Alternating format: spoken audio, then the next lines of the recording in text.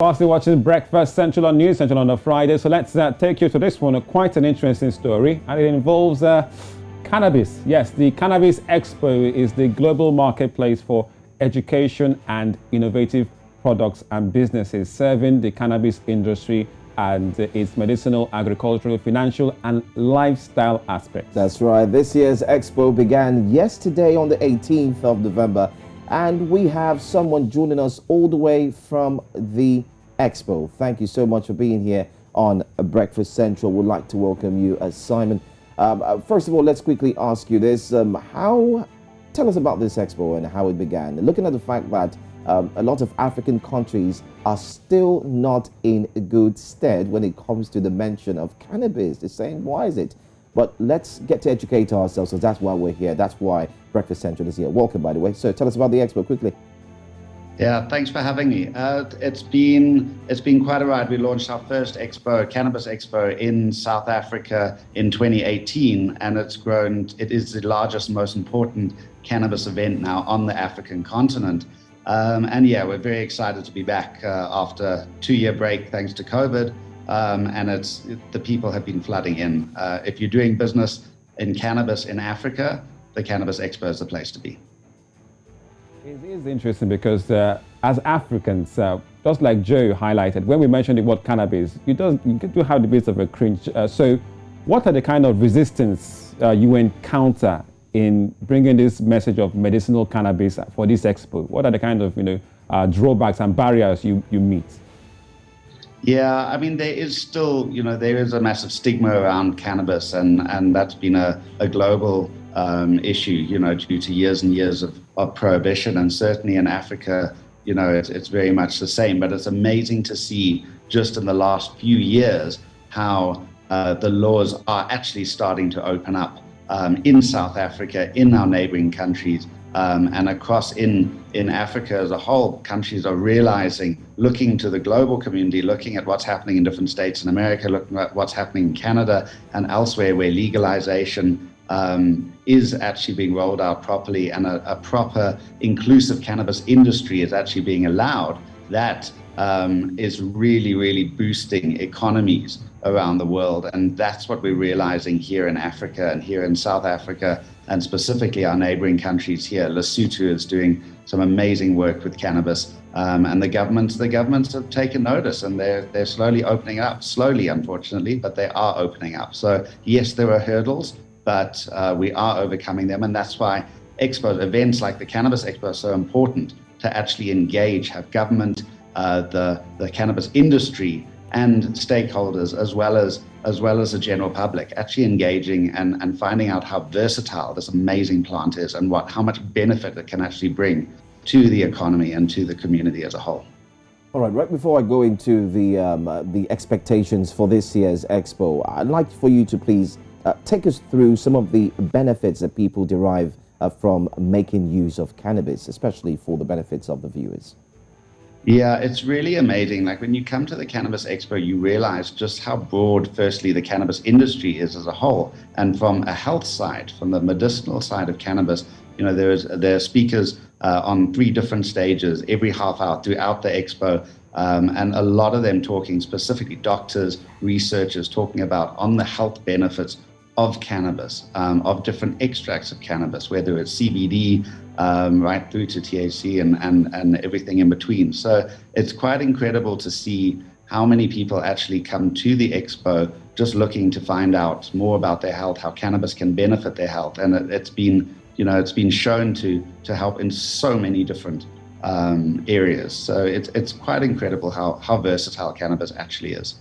All right, Silas, just before we let you go, how far do you think this message about medicinal cannabis can go, especially with this Cannabis Expo in South Africa? We're looking at Africa to be more precise. Do you think this is where perhaps governments begin to make a U-turn on their policies for medicinal cannabis in their countries?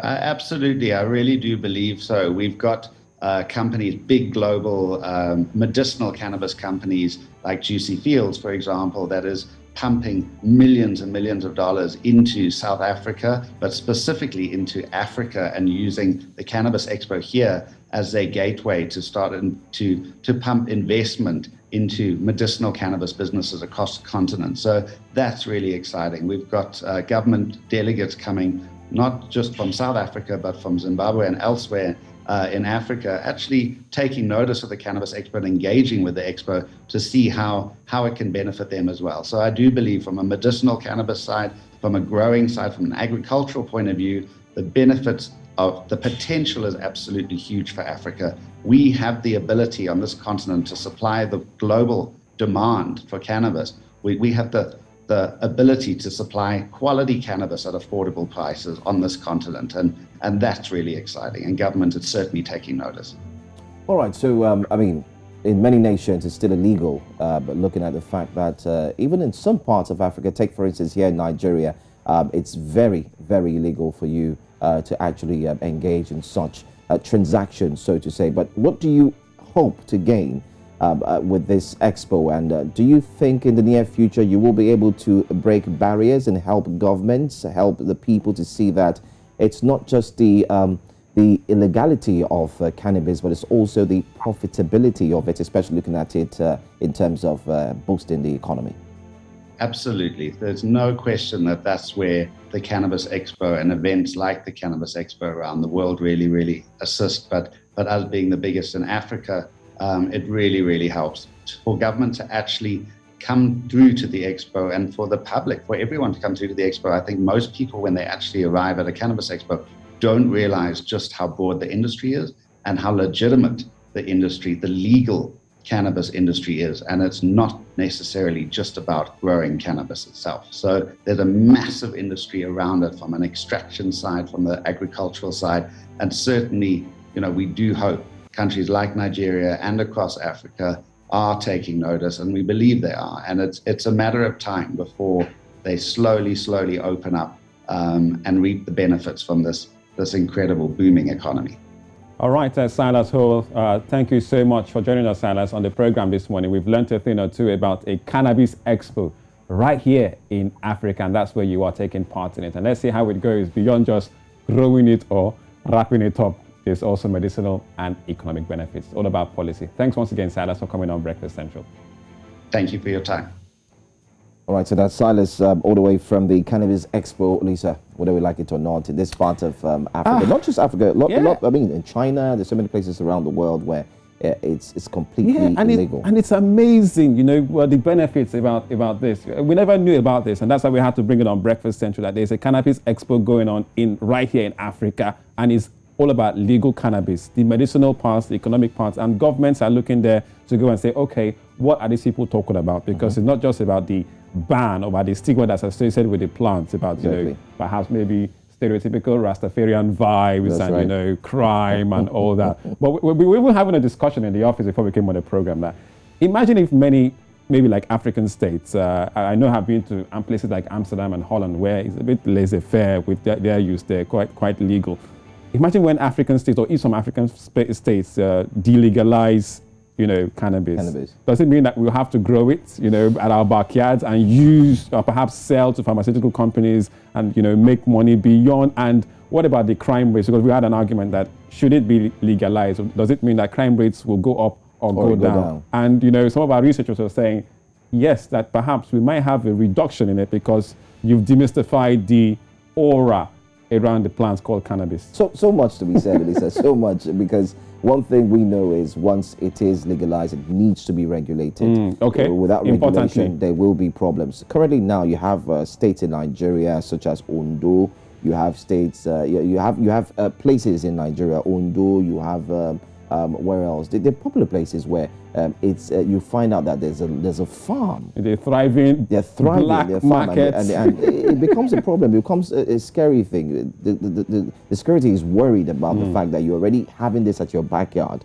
What if it becomes legal? But don't forget also that there's also been a call that this should be legalized, and there's also been a response that it will not be legalized. And that's exactly where we stand.